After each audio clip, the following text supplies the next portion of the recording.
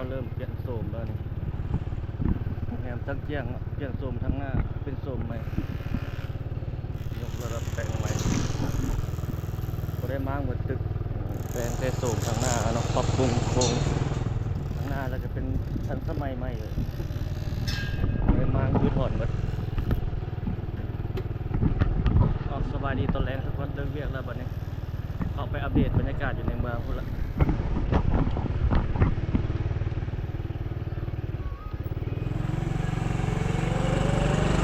ไปอัปเดตเบิ่งถนนลานสร้างทุกคนบุ้ยถนนลานสร้างขอโทษหลายๆถนนเศรษฐาธิราชเนาะเพิ่นมีรถอันนั้นแล่นแล้วเด้รถมีด่วน BRT นะจากตลาดเช้ามาสวนพญาฟ้างุ่มนะจะเลี่ยนส่วนเลนลงมาแต่ทางหัวคำเนาะมาซอดโอบ่อนธนาคารพัฒนาลาวแล้วก็เกี่ยวมาหน้าโรงแรมหออินลีเดย์ครับแล้วก็เกี่ยวสร้างสามหัวแล้วก็กลับคืนเข้าไปในเมืองเนาะกลับคืนเข้าไปทางถนนเศรษฐาธิราชเดี๋ยวมื้อนี้สิพาทุกท่านไปเบิ่งว่าการสัญจรจะเป็นแบบใดเนาะเพิ่นหาก็เริ่มต้นมื้อนี้เลยก็เริ่มต้นแล่นมื้อนี้อันนี้เอาเลิกเวียกแล้วก็ออกจากเขตสังเกียงมาเนี่ยจะพาไปอัปเดตเบิ่งจุดนั้นเป็นจังไดสภาพการสัญจรตอนนี้ประมาณ 5 โมงแรงเนาะมื้อนี้เป็นแรงของมื้อวันที่20เดือน4 2026ทุกคน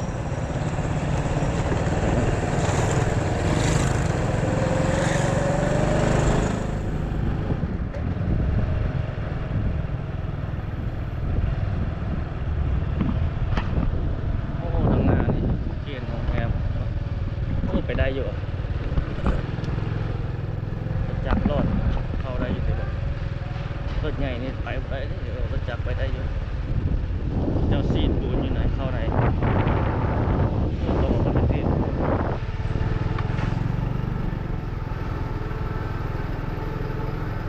เขตพัฒนาเขตเข้ามาอยู่โดยนักลงทุนเขตนี้นะเขตเศรษฐกิจคนจีนในเวียงจันทร์เขตนี้เนาะเขตนี้เป็นเขต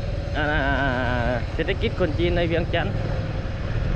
เราจะโตไปใส่เขตเศรษฐกิจคนลาวเฮาแบบดั้งเดิมเขตเมืองจันทบุรีจะเป็นแบบลาวเฮาจุดนั้นจะเป็นเขตนักท่องเที่ยวย่างเลาะชมเมืองเขตนั้นเขตเมืองจันทบุรีเขตถนนเศรษฐาธิราชเขตสีหอมไฮโซกแถวนั้นนะเขตวัดจันทร์เขตนั้นเป็นเขตเลาะชมเมืองเวียงจันทร์ย่างเลาะชมเมืองแล้วเลาะเขตนั้นแหละ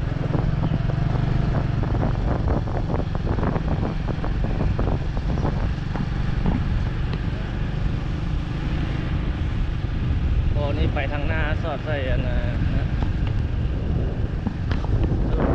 ถนนสุภานุวงศ์ฝุ่นหลายข้าเจ้ากำลังแปลงอยู่นี่เลยทางนี้ที่ฝุ่นที่ดินเที่ยงนี่ก็มีกำลังแปลงอยู่นี่อีกตึกหนึ่งนี่ตึกนั้นได้สำนักแล้วนี่ยังขึ้นนี่อีกตึกหนึ่ง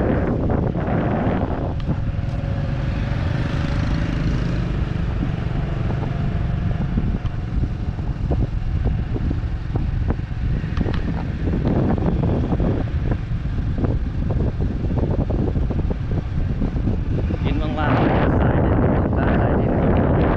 ต่าง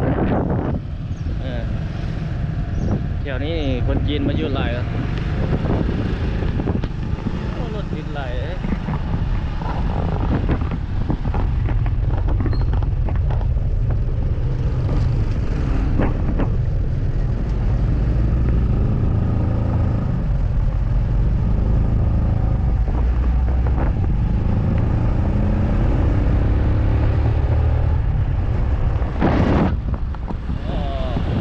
ฮอนขนาดเข้ามาสู่ถนนหนทางนี่แล้ว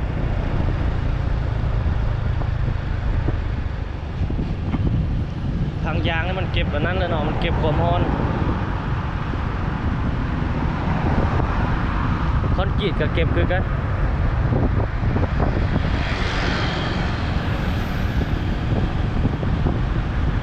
ยวบ่อนสร้างสามหัวนี่สอดออกไปด้านหน้าโรงแรมฮอลิเดย์ครับ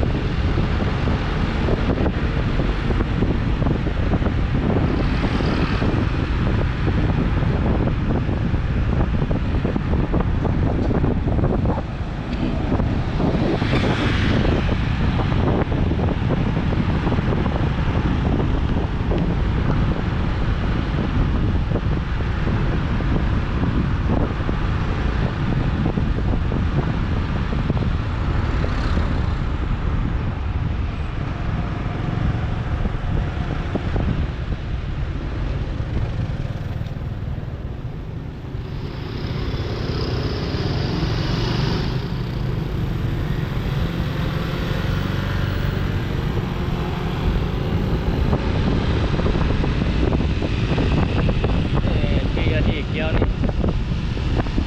เล่นเบียร์ที่นี่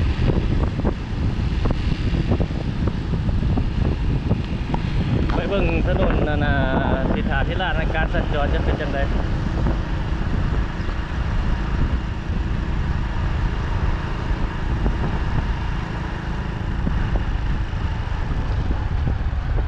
นี่ก็เป็นสถานีเนาะ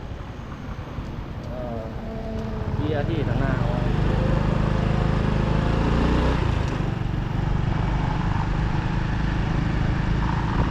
จริงจะเข้ามาเล่นทางเพื่อนแบบนี้บ่ได้ทุกคนเลยอันนี้มันอันนั้นคือเขาจะเกี่ยวทางหน้านี่ให้ทุกคนได้หมดนี่เขาเห็นเบียร์ที่ไปทางหน้าเขาเดินไปเกี่ยวทางหน้าเพื่อนเลยนะ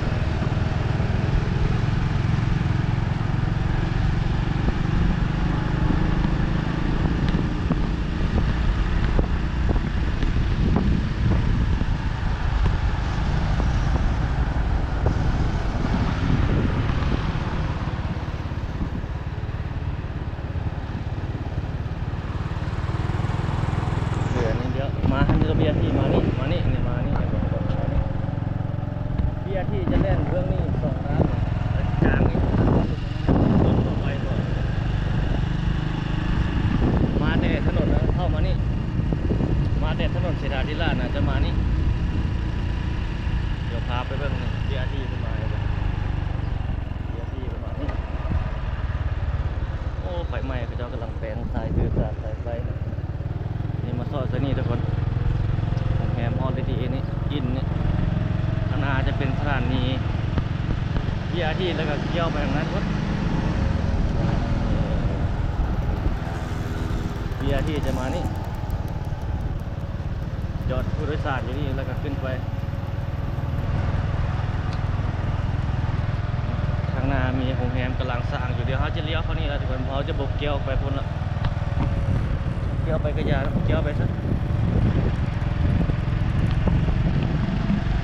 ข้างหน้านี่โรงแรมเพิ่งกำลังเฮ็ดอยู่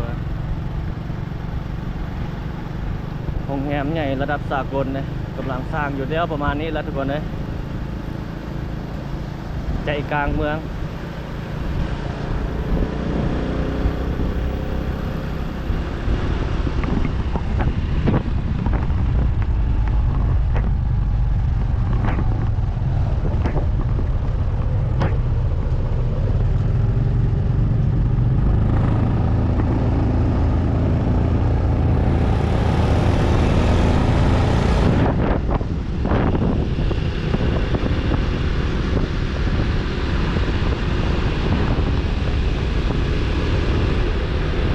ไปสู่ถนนเสนาธิราชตอนนี้เบิ่งว่าเฮาที่เห็นรถเมล์ด่วน BRT ผ่านบ่เดี๋ยวเฮาสิเอาภาพรถเมล์ด่วน BRT เพิ่นแล่นมื้อเช้านี้ขึ้นมาให้ทุกท่านได้เบิ่งเนาะเพิ่นลงข่าวเห็นเพิ่นลงข่าวลงเพจเด้เฮาก็เลยมาอัปเดตให้ทุกท่านได้เบิ่งตัวจริงน่าจะบ่แล่นที่ตามเบิ่งกันเนาะเบิ่งคือรถทั่วไปคือหลาย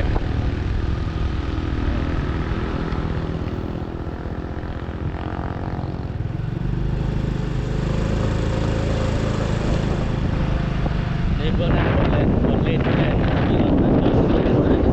น่าจะบนเลนว่าเบื้องนะมีรถฮานกับเจ้าจอดตันมือซ้อนนี่เพิ่นแล่นลง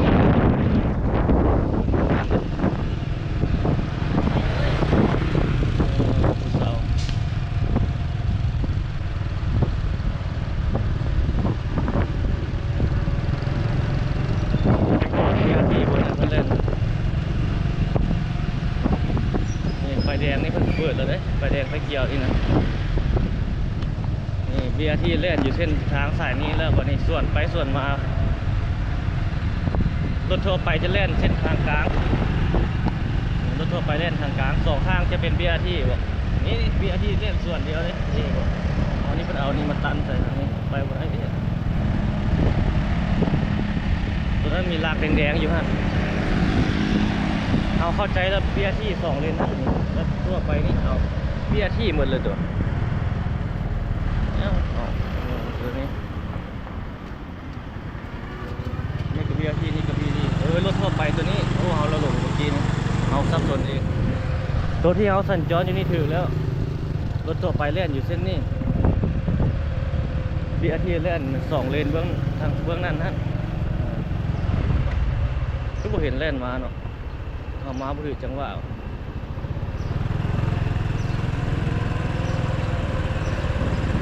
จะลงมาอยู่ทางฝ่าเบื้องขวามือเมื่อสายสื่อสารลงใต้ดิน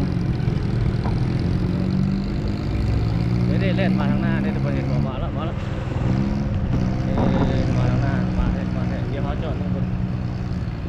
นี่มาทางหน้า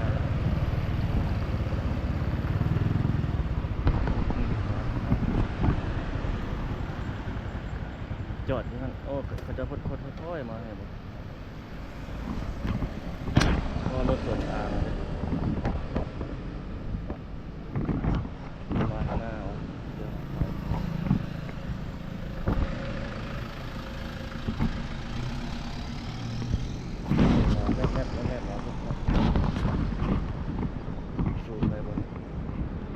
จอดอยู่บนที่นะมาบ่ได้มันจอดแน่บ่มา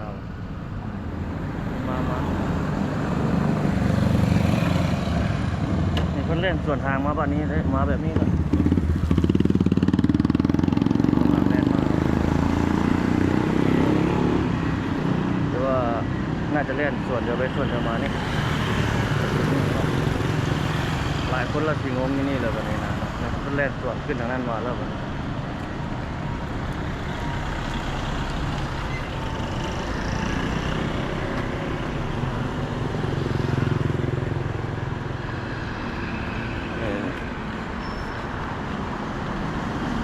ต้องฝึกก่อนเนาะอีกหลายเติมมือเลยถึงจะคุ้นเคยเนาะบางคนนี่ยังอันนั้นอยู่เลยรถทั่วไปจะสามารถเล่นไปแบบนั้นได้เลยไม่ใช่รถ BRT เพิ่นเล่นไปแบบนั้นได้จะลองนี่เนาะเดี๋ยวรอลงไปทางนั้นขึ้นต่อ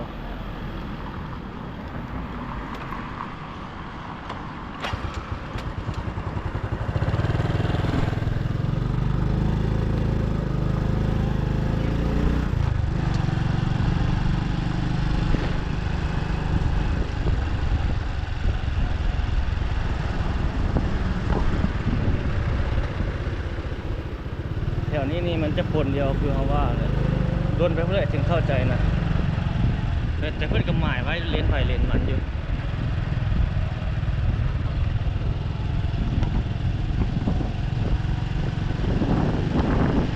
นี่คือ BRT เนาะมาอัปเดตล่าสุดจากตลาดเช้าแล้วก็ไปเกี่ยวจับพะงุ่มฮะนั่นรถเพิ่นไปเมื่อกี้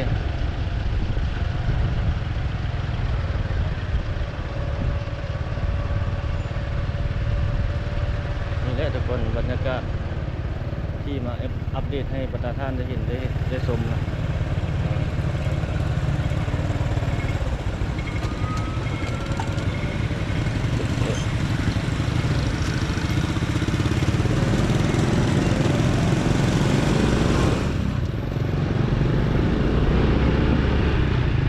รถทั่วไปเขาสัญจรอยู่นี่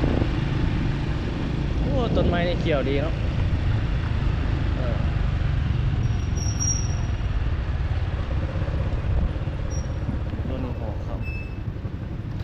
ทำเนียบประธานประเทศอันนี้พวกนั้นประตูซอยถนนลาดสร้าง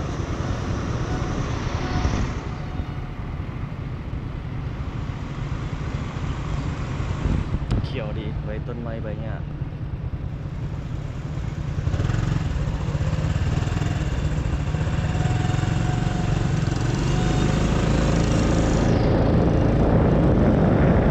ถนนลาดสร้างนี่ BRT จะบอก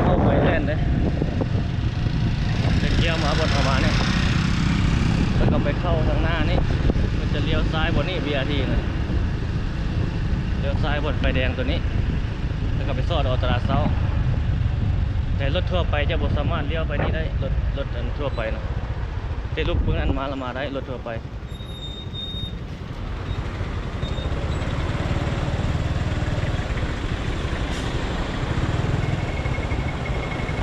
เดี๋ยวเข้าไปนี่ได้มีแต่ BRT ถ้าลูกเบื้องนั้นมาละมาได้รถทั่วไป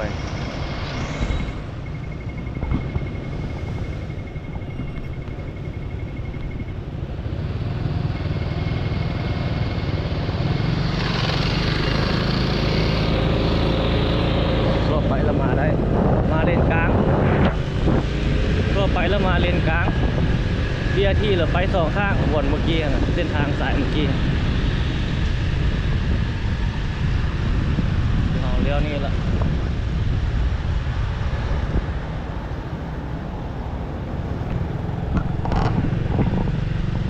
นี่คือบรรยากาศเลยทุกคนใหม่มาอัปเดตให้คนได้เห็นได้ชมหลายคนบางคนบางท่านก็อยู่ต่างแฝงเนาะบางคนบางท่านก็อยู่ต่างประเทศใช่นะอยากรู้ว่าจะเห็นบ้านเฮาเป็นจังใดการสัญจรแบบใดรถอันนี้เขียวๆนี่ขับโอ้ดีไปแบบพูมากเป็นยังจอดคนยังมาจอดที่ทำนาจอดตรงนั้นข้ามเลนมาจอดที่ทางนี้ข้างหน้านี่เขาเจ้าเฮ็ดตึกใหม่ตรงนั้นเขตเวียงจันทร์เซ็นเตอร์แล้วบนทางหน้าเฮานี่เป็นอันนั้นนี่ต้นไม้อุโมงค์ได้นี่ปานอยู่เขตอันน่ะเมืองหาดไซฟองนี่ตัวนี้ต้นไม้อยู่สองข้างร่มเย็นดีสุดแบบนี้เนาะต้นไม้สองข้างทางเป็นอุโมงค์ต้นไม้เลย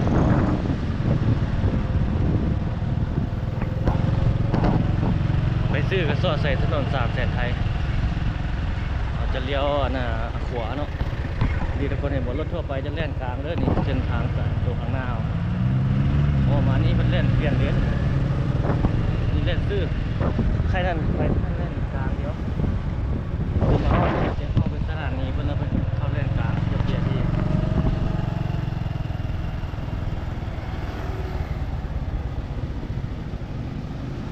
เกือบไฟแดงข้างหน้าตลาดเช้า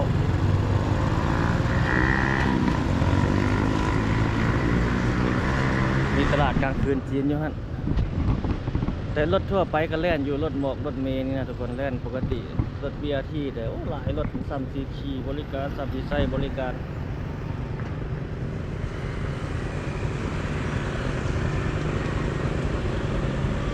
เมืองเฟืองดงโดกปลายรถคันนั้น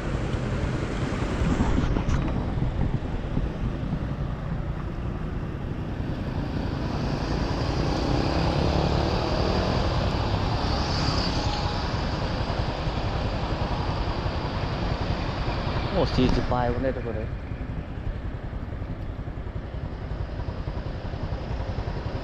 ถ้าออกมาในทางถนนนั่นนะภูเวียงนี้สุดวันนี้หาจึงได้ไป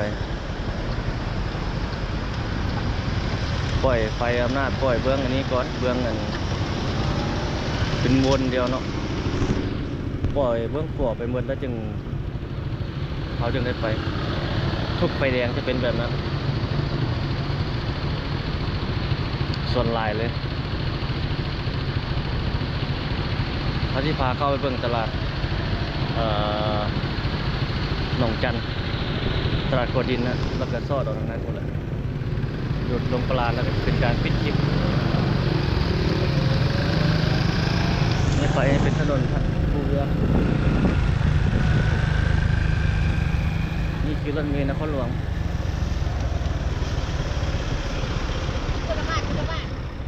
สถานี BRT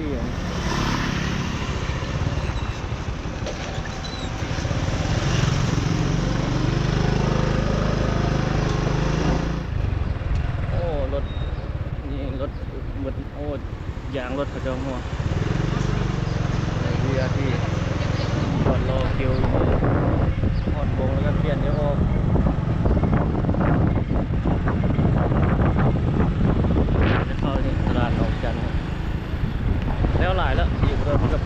แล้วเมื่อวานนี้เรามาถ่ายลงซ่องทิศผาโลหันละแต่ว่ามืดตอนกลางคืนเลยเหมือนให้เศร้าบนเมื่อกี้อ่านเขาจะให้เศร้า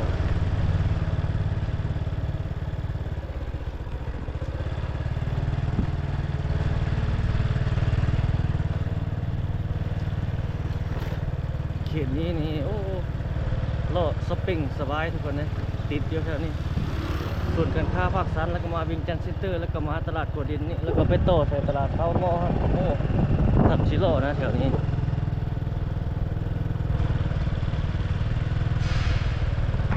คือว่าหลาย3 กิโลเที่ยวมันเป็นตลาดนี่แล้วหลายเปอร์เซ็นต์แล้วยังเข้าในพุ่งบ่ได้ยังเข้าไปได้บ่ได้จอดรถอยู่สันลุมกว้างขวางสันลุมแถวเจ้าเมื่อวานนี้ครับก็มาเลาะทางหน้าครับเดี๋ยวไปเวียนมาอยู่ของเขตนี้ให้ทุกท่านได้เบิ่งอัปเดตเรื่อยๆให้ได้เบิ่งได้ชมนำเดียวเนาะเอานี่เฮาสิไปทางหน้านี่ทุกคนไปฮอดถนนตรงปลานนี่ก็สิได้ปิดคลิปแล้วนะ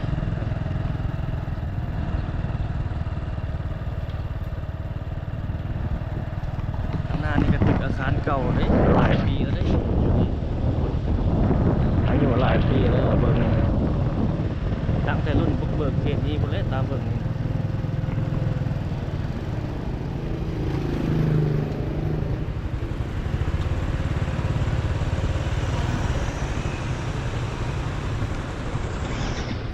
เป็นถนนตรงปลาเขตดงไอที่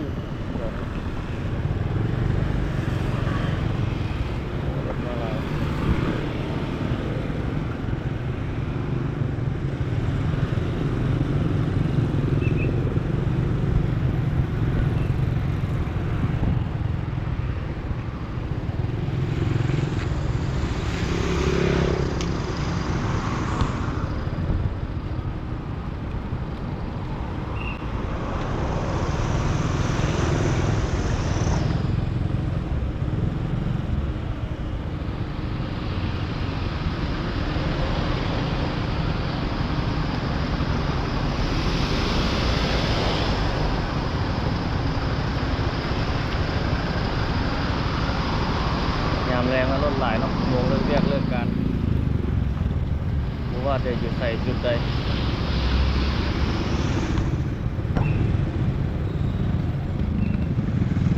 สูตรโทรศัพท์ซัมซุงมาเลย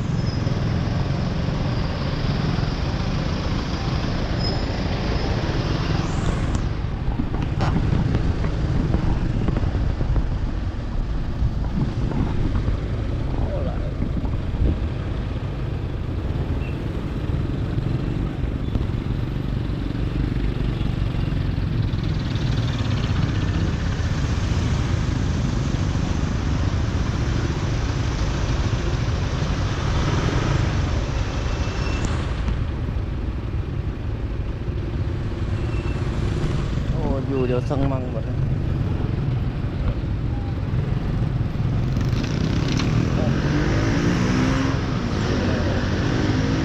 ดี๋ยวตัว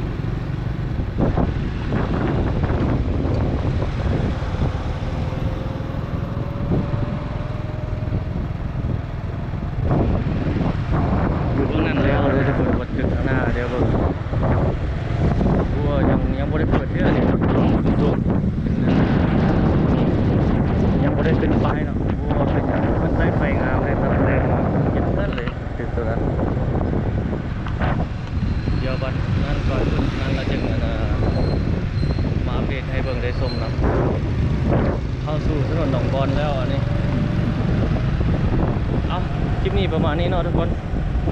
ขอบใจทุกท่านที่เข้ารับชมคลิปของเราทุกคนไว้พบกันใหม่ในวิดีโอถัดไปเดี๋ยวจะไปอัปเดตให้บรรดาท่านได้เบิ่งได้ชมในคลิปวิดีโอถัดไปเนาะ